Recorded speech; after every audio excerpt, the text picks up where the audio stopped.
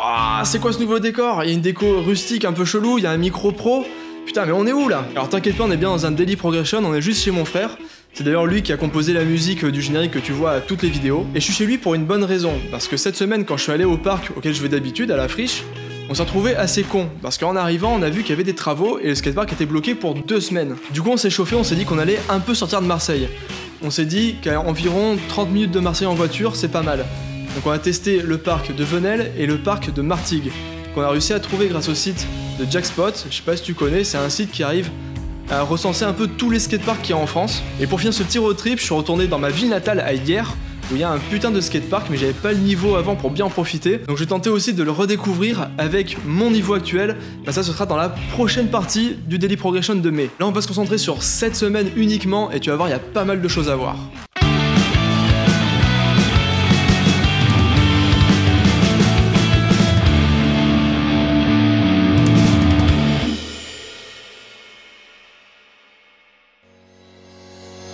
Changer de parc, ça a vraiment du bon, parce que ça va te permettre d'être déjà un peu plus créatif et de chercher de nouveaux tricks, une nouvelle line que tu peux faire, essayer de voir un peu où est-ce que tu peux prendre l'élan, repérer un peu les modules qui sont intéressants dans le parc, tout ça.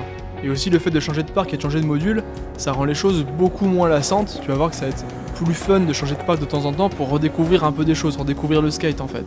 Et c'est aussi un très bon moyen de savoir si t'es vraiment bon sur un trick ou si en fait t'es juste habitué à une seule configuration de module, et souvent ça arrive ça.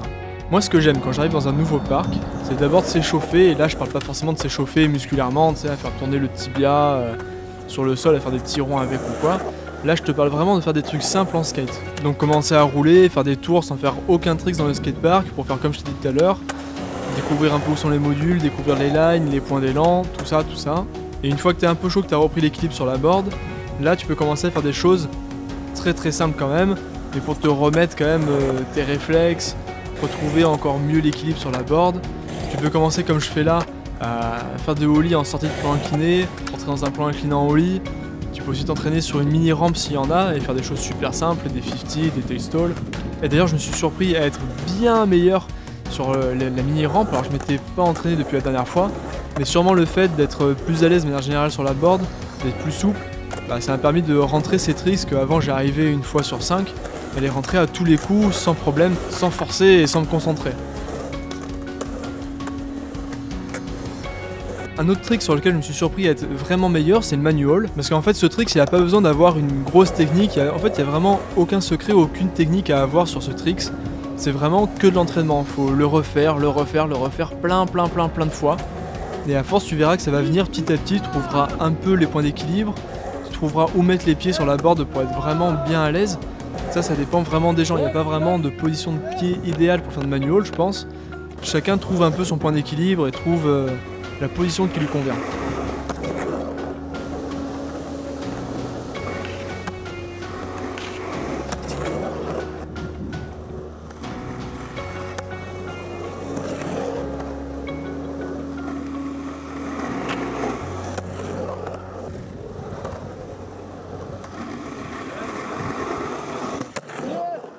Et regarde par rapport à avant, tu vois, quand on compare le temps maintenant que je tiens en manual comparé à avant, la distance que je parcours, c'est 1000 fois mieux alors que je me suis pas entraîné depuis particulièrement.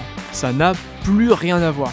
Ensuite, une fois que tu commences à être vraiment bien chaud, que tu as bien retrouvé l'équilibre, que tu as retrouvé tes réflexes, que tu es vraiment dans un bon mood, tu peux refaire les tricks que tu sais déjà faire, qui sont assez simples pour toi, mais dans des situations un peu différentes pour essayer de te faire oublier tes repères.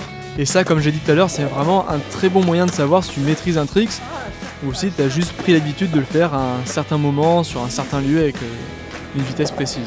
Pour ma part, moi je me suis concentré sur le 50-50 grind parce que j'adore faire ce trick en fait. Je trouve que tu as des bonnes sensations quand tu grindes et tout. Moi ça me dérange pas de travailler dessus en fait, même quand je le foire, ça m'éclate de le faire. Donc là, vu que je suis dans un nouveau parc, j'ai essayé de le faire sur des curbs qui sont plus ou moins hauts par rapport à d'habitude, sur des plans inclinés. Essayer d'intégrer une petite notion de transfert quand je fais le 50.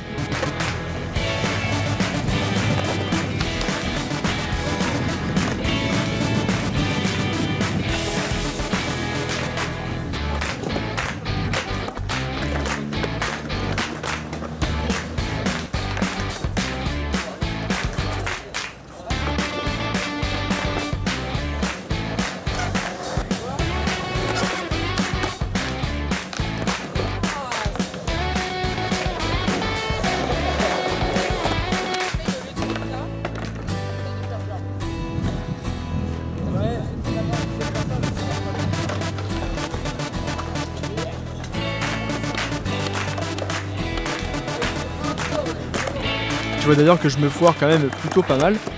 Mais c'est pas grave, tu vois, je sens quand même que je progresse en faisant ça. Et tu vois que le 50, j'arrive à le faire dans d'autres situations. Vraiment super bien, parfaitement, avec une super réception et une bonne vitesse.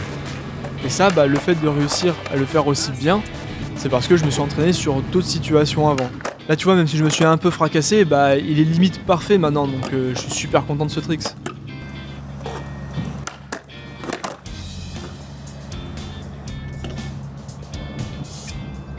Donc c'est ce qu'on peut appeler du bon tryhard, parce qu'au final ça t'apporte vraiment quelque chose.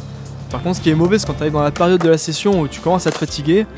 Moi généralement ça arrive au bout de 1h30, tu vois. Et à ce moment-là je m'énerve beaucoup trop, ça sert vraiment plus à rien. Le fait de faire un tryhard ça ne mène clairement à rien, limite c'est à ce moment-là que je régresse. Même si ça te fait chier, là en fait faut pas hésiter à faire une pause, tu te dis tant pis, sinon j'y arriverai jamais.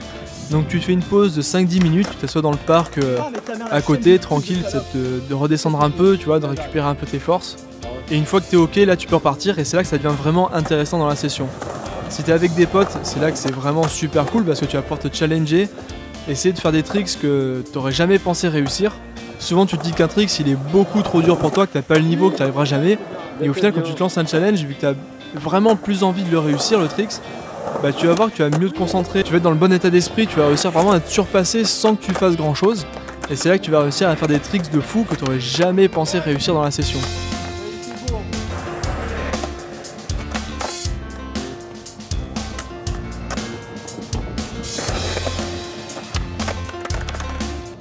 Moi par exemple grâce à ça j'ai réussi à avoir un pic de motivation assez vénère et ça m'a permis de réussir à faire le pop shove-it en sortie de plan incliné, ce qui est déjà pas mal.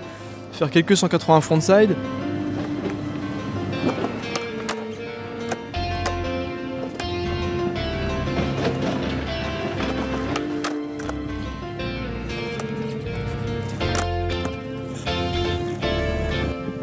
Et surtout, ça c'est ma grosse fierté, j'ai réussi à enfin rentrer en ollie par-dessus 2 boards imbriquées. Et ça c'est un peu une consécration quand t'es skater de rajouter une board et de faire un ollie par-dessus, c'est toujours bon à faire.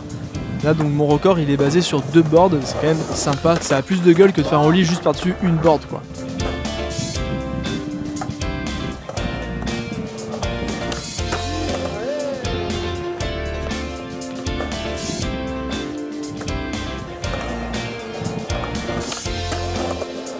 Niveau conseils d'ailleurs sur le ollie, je pense faire une prochaine vidéo pour donner encore plus de conseils parce que j'avais déjà fait ce genre de vidéo il y a un mois ou deux, mais en fait à ce moment-là, je me rends compte maintenant que je faisais pas le ollie parfaitement bien, je le faisais avec pas trop de vitesse et tout.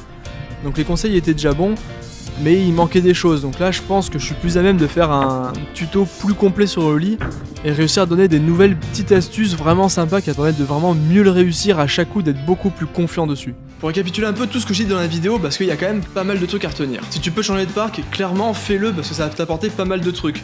Déjà ça va te permettre d'apprendre à bien maîtriser tous les tricks que tu sais déjà faire pour le mettre dans des situations un peu différentes. Mais ça va te permettre aussi de découvrir d'autres choses, découvrir d'autres modules, d'autres lines, d'autres modules avec un élan qui va être un peu différent d'habitude. Donc ça apporte que du bon et si t'as aussi l'occasion de skater avec plusieurs personnes, c'est aussi clairement un truc à faire parce que ça te permet de progresser bien plus vite. Et si t'as personne avec qui skater, si t'as pas de pote ou quoi, en fait tu peux juste aller au parc à des heures où il y a globalement du monde, donc vers 17h généralement il y a quand même pas mal de gens au parc. Et forcément que tu vas rencontrer des gens et que ça te permet aussi de progresser quand même pas mal. Et enfin ça c'est vraiment le plus important, faut pas que tu cherches à progresser vraiment, tu vois, à se dire il faut que j'utilise tel tricks. Franchement en skate, juste pour te faire plaisir, en fait tu vas voir que la progression elle va venir toute seule. Parce que progresser en voulant progresser, c'est assez chiant, c'est frustrant, tu t'énerves, c'est pas top. Alors que si tu skates pour le fun, tu vas voir, ça va venir tout seul, ça va être 10 fois plus sympa. Et enfin, comme d'hab, si t'as besoin de conseils, bah n'hésite surtout pas à demander-les dans les commentaires pour qu'on puisse t'aider. Et abonne-toi pour qu'on reste bien tous motivés ensemble. Et allez, pour changer, on va se quitter sur les rushs de ma première line.